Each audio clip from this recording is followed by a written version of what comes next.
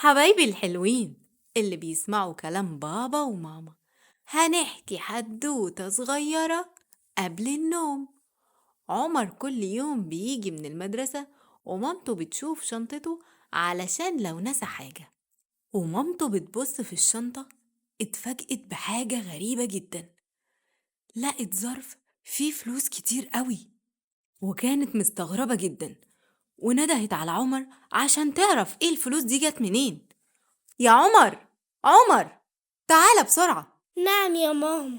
ايه الفلوس دي يا عمر؟ جبتها منين؟ لقيتها واقعة في الأرض في المدرسة وأنا كنت بلعب مع صحابي. طب ليه يا عمر ما اديتهاش للميس؟ ما لقيتها في الأرض وأخدتها فكرة دي بتاعتي. لا يا عمر، انت مش في الشارع، انت في مدرسة، واكيد الفلوس دي واقعة وبتاعت حد، واكيد دلوقتي قاعد زعلان عشانها. طب أعمل إيه دلوقتي؟ بص يا عمر، انت هتروح بكرة المدرسة وهتدي الفلوس دي للميس، والميس هتعرف توصلهم كويس جدا لصاحبهم. اتفقنا يا عمر؟ اتفقنا يا ماما. ميس يا ميس، أنا عايزة أديكي الفلوس دي عشان لقيتها واقعة في الأرض امبارح. وريني كده يا عمر. ايه ده؟ ايه الفلوس دي؟ بتاعت مين؟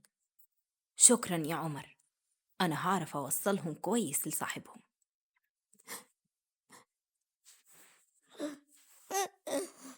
مالك يا رودي قاعدة زعلانة كده ليه؟ انا ماما كانت عطياني فلوس كتيرة علشان كنت هديهم للميس في الدرس، والفلوس ضاعت ومش لاقياهم ومش عارفة اعمل ايه.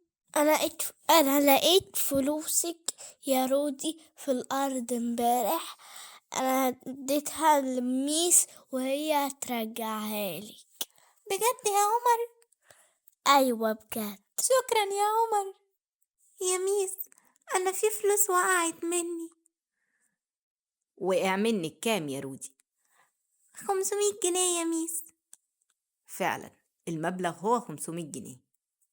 اتفضلي فلوسك يا حبيبتي، وخلي بالك عليها. تعالى يا عمر، انا عايزاك.